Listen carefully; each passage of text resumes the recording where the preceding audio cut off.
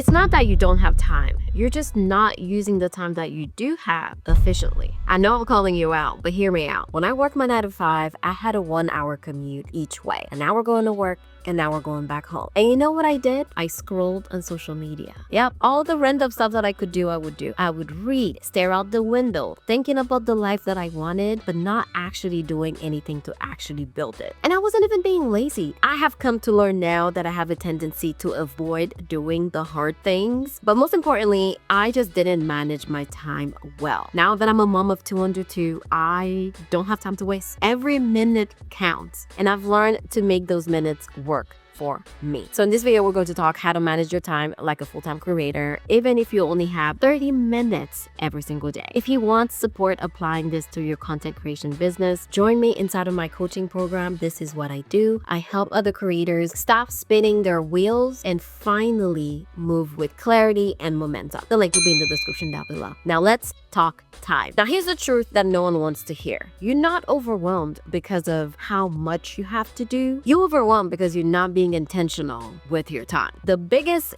thing that drains us is task switching. Studies actually shows that it takes 23 minutes on average to get back on task every single time you switch. You remember back in the days on our resumes, we used to write, "I'm an excellent multitasker." As it turned out, it's not a good thing at all. Most people just go through their days just switching from task to task, and you are drained and you're looking back on your day and you're like, I don't understand. I was just so busy. I'm so tired, but you didn't actually get anything done, especially not anything that's going to move the needle forward, that's going to get you to go where you want to go. You just buzzed around and did a whole bunch of stuff that you didn't even really have to do. You're scrolling on social media, checking random emails, quick tasks that I'm just going to quickly do this, I'm going to quickly do that. All of that is actually costing you actual progress. And let me be real with you, sometimes we just avoid doing the hard things. We avoid doing things that are going to move the needle, like I said. We honestly just try to avoid work on purpose. We'll do anything except for the thing we know we should be doing. And it's because it's uncomfortable. It's new. We're afraid of failing. And I think that's why time management isn't just about hacks and quick tips. It's about self-awareness. It's about self-leadership. You have to start taking control of your life, but also taking the time to understand what's going on with you, what's going on underneath, what's blocking you, that's preventing you from taking action. Hopefully, the tips that I'm going to give you is going to help you do just that. Number 1, do a time audit. Track your time. What are you spending your time on? Write down exactly how you're spending your time. And listen, I'm not judging you, but you need to be honest with yourself. You'll be shocked at how much time you are actually wasting. 10 minutes scrolling here and there, doing this quickly here and there. It all adds up. And next thing you know, you wasted 3 hours of time. And you know how much you can do with 3 hours, even if you had 3 hours a week. Number 2 is to maximize those micro moments. So once you do a time audit, you'll find pockets that you've been overlooking. Your lunch break, when you babies take a nap, 30 minutes here, or maybe you have to wake up 30 minutes earlier or go to bed 30 minutes later. Don't underestimate the little pockets of time that you do have. You don't need to have 2-3 hour blocks in your days. You can literally do something in 30 minutes every single day, move the needle forward and go where you want to go. 30 minutes a day, I just did the math and I hope I did that well, but 30 minutes a day is actually 3.5 hours a week. You can film, you can pitch, you can write, you can create your content, you can do a lot with that time. Now, step number 3 is to focus on execution. Now, that one we struggle with. So you've done your time audit, you've identified the little pockets of time that you can use to work. When you sit down, when you show up to work, then you need to work. No multitasking, no background distractions, no I'm gonna check this, and most importantly, don't let other people get you out of the zone. I'm gonna give you a quick little story, and that's a story that just happened today. Someone needed my husband help and he is helping them. So he said yes. And now that's spilling onto my life because if my husband is busy, he's not home, then I have to step in. I didn't really plan on doing that. My time was already booked, you know? Like I said, if it's not in the calendar, it doesn't exist. And this person came in last minute. And of course, he's being kind and nice about it. He's helping them, which is fine. But now it's spilling onto me. So he ended up asking me if I wanted to help with something. My day was already booked up. Block the time aside for me to film my videos when the babies goes to sleep. So now if I'm gonna be doing something else when the babies goes to sleep, it means I'm not gonna be able to do what I plan on doing. I had to say no. And part of me was like, oh, Jen,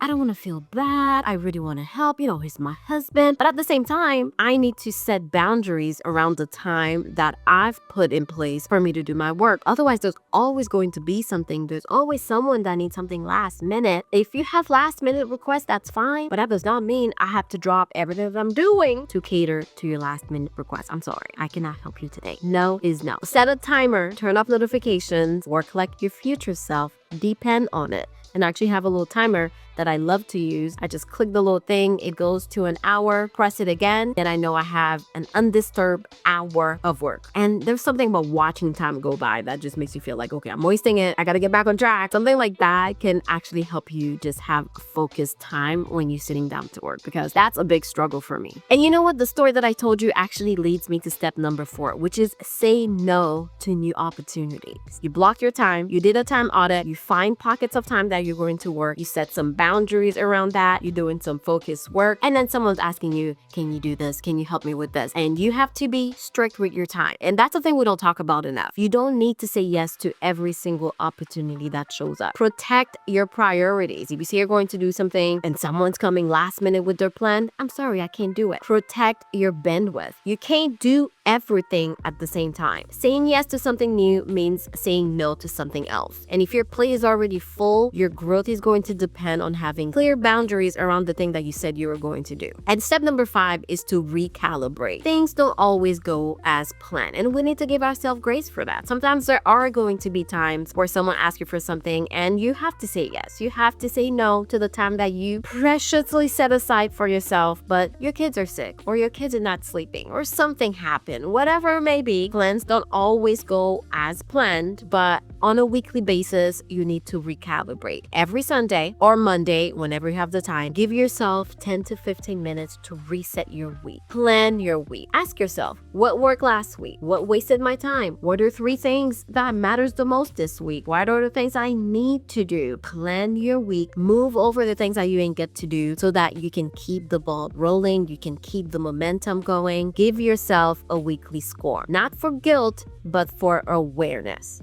Time management isn't a one-time fix, it's a habit thing. And you need to keep checking in to make sure that you're keeping up with the habit. This one simple ritual, you would not believe it, will keep you focused and honest around how you are auditing your time, how you're spending your time, and are you actually doing the thing that you say you're going to do. Step number 6 is a bit of a bonus, but before we wrap up, I really want to share a few things that I swear by. Number 1 is Parkinson law. Your work expands to the time that you give it. So if you say it's going to take you 5 hours to do something, it's going to take you 5 hours. If you say it's going to take you 1 hour, it's going to take you 1 hour. Of course, I want you to be realistic with the time that you set for yourself. Give yourself deadline, and that way you can get your work done. Number 2, putting similar tasks together. So batching the things that you have to do and knock them out in one go is going to keep you consistent and is going to make sure that you are efficient. I have a whole video on how to batch your content. So if you want to watch this video and draw some inspiration, I will link it over here and down below. And the last point is to use your calendar. For me, if it's not on the calendar, it does not exist. I don't keep none of that in my mind, and schedule when things are supposed to happen. That is going to create the time at the very least where you are going to show up for yourself and you're going to focus and do the thing that you are going to do. Honestly, self-awareness and really being honest and accountable is how we move forward. So your challenge this week, I don't like creating these videos without giving you some actionable step, lighting a little fire under your butt and learning without executing. I mean, what are you really doing? This week, I want you to track your time, protect your focus, reclaim one pocket of time, and use it for something that is going to move your business forward. Do that this week. And if you want help creating a system that fits your real life, that's exactly what I do inside of my coaching program and how I help my clients remove the overwhelm, the burnout, and just focus on getting things